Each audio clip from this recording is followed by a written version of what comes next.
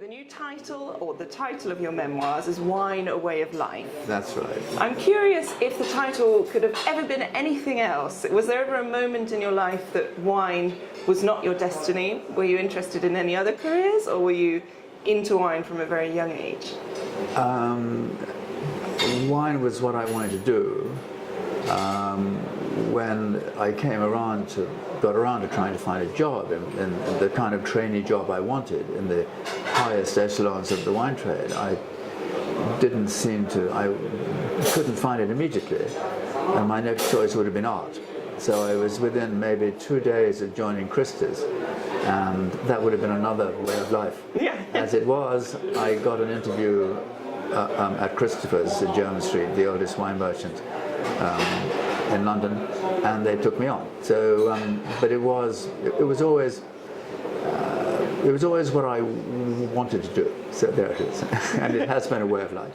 Fabulous. And your life has been documented in many articles and films as well, sometimes correctly and sometimes incorrectly. Yeah. But this is the first time that you've written your memoirs, and it's your version of your life. What is the most pivotal moment for you in your career in wine? Well, the most pivotal moment is, of course, the Judgement of Paris, which doesn't go away, and it's not sort of an albatross, but I mean, it's something which I'm much more proud of having founded l'Académie du Vin. So to create the first private wine school in France, and the Académie du Vin goes on, and so that's what I'm most proud of. And I think it is a pivotal moment, because if there'd been no Académie du Vin, there would have been no Judgement of Paris. So that's it. Absolutely. And as you say, the Judgement of Paris was pivotal, not just for your career, but also for New World wine. Do you think and especially California, do you think there could ever be a tasting with quite the same impact today, or has the wine world changed so much? I think it was well described in George Taber's book as the tasting which revolutionized the world of wine.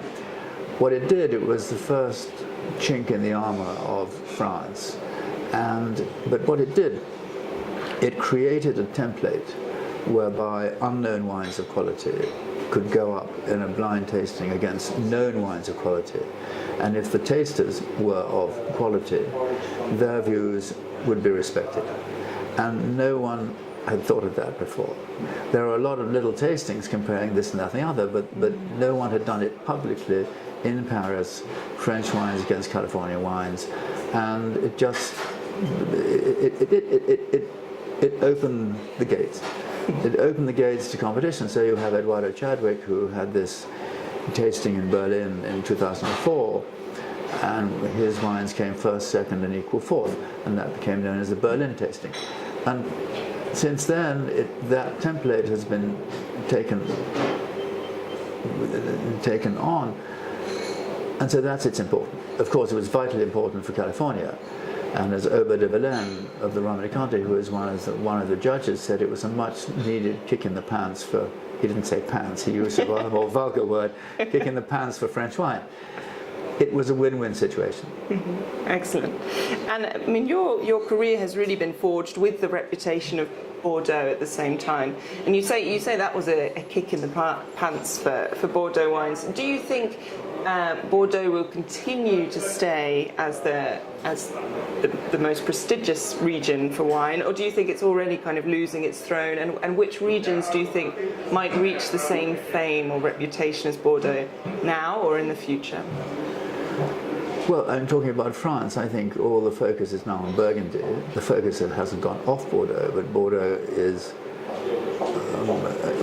a brand, so to speak, and it has chateaus. And when people think of Burgundy, they think of individual domains. They think of people in Burgundy, they think of brands in Bordeaux. Burgundy has never been making better wine, and it's on a complete roll.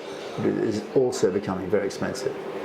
I would think the Rhone Valley, both north and south, to me is the hotspot.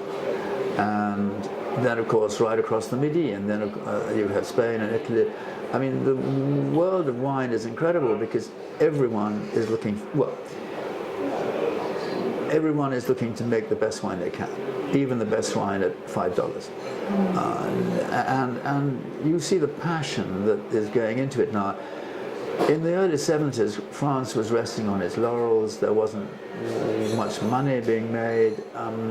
There were passionate people, but now it's passion because it's cultural. It's cultural, it's artistic, it's real earth. It's a mix of everything. Excellent. And I want to know about your private cellar. Do you have any kind of naughty secrets in there? And are there any wines that would surprise people that you'd love to drink? I have a naughty secret, and probably 15% of my private cellar is New World wine, and it represents about 1% of my drinking. Because when I go home to Dorset at the weekend, I don't tend to drink New World wine. If, however, I have friends staying, then I do. But I tend to, I'm very European, and I think Italy is I'm drinking more and more Italian wine. Fabulous. Any region in particular? Yeah, or? Tuscany. I don't understand the Piedmontese wine. All right, I don't understand enough of them to pay the price that they're asking for. Interesting.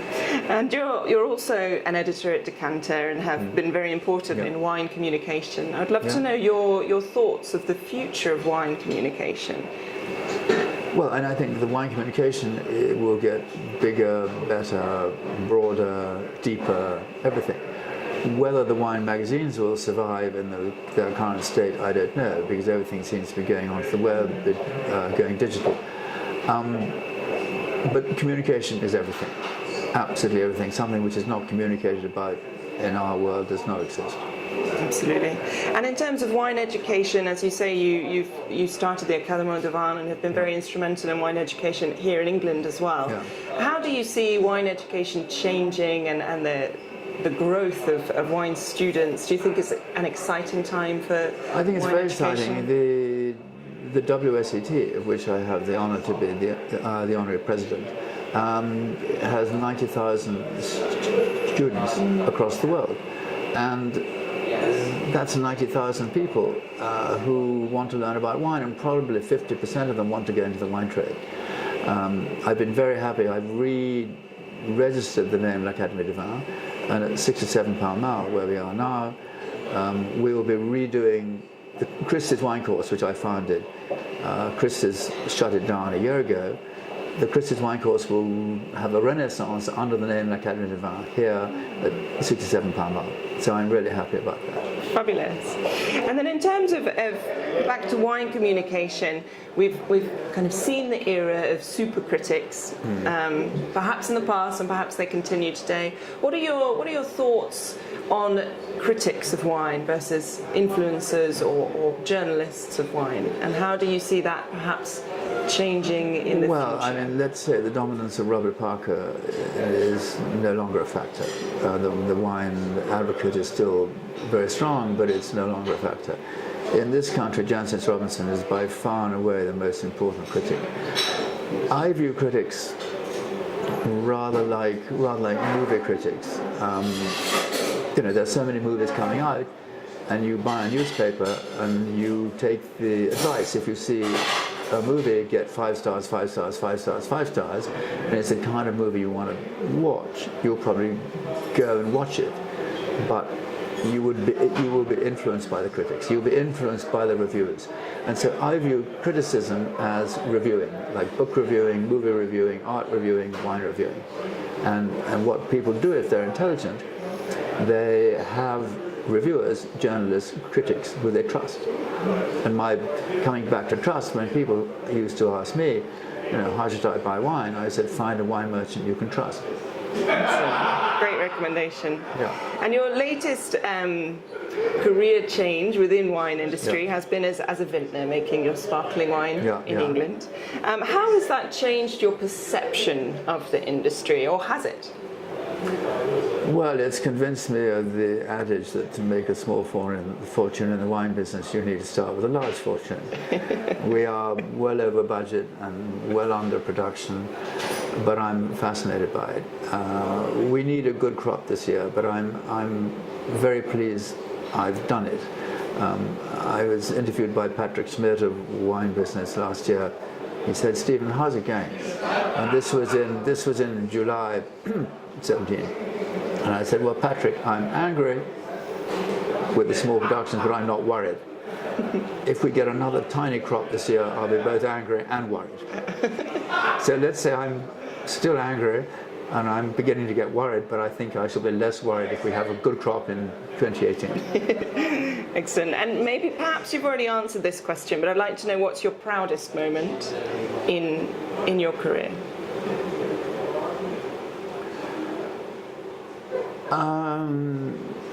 I think being awarded Decanter Man of the Year last year.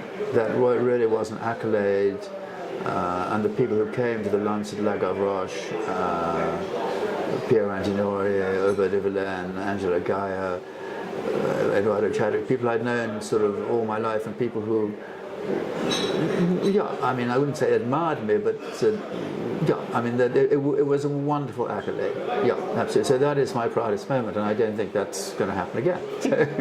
Fabulous. And do you have any regrets? Yeah, I made a lot of really stupid mistakes. In the final years in Paris, I made a great mistake in New York. I have a great fault, apart from being impatient, which is my biggest fault, but I don't mind that one. I have a great fault of being a prima donna in the sense that it's not that I always think I'm the center of attention, and I don't wish to be, but I always do what I think is going to work, and that doesn't always work. So I made a lot of catastrophic mistakes, and of course you have to live with them. Absolutely. And so everyone can, read very much about your life in your memoirs, but what's the next chapter for Steven Spurrier? Well, the next chapter is going to be relaxing. I decided that I'm going to be an observer. I've been a participant of the wine world for 54 years. I'm now going to be an observing participant. Therefore, I'll step back a bit and still enjoy it, but I won't be on the sidelines. I'm not the kind of person to be on the sidelines, but I won't be in the middle of it.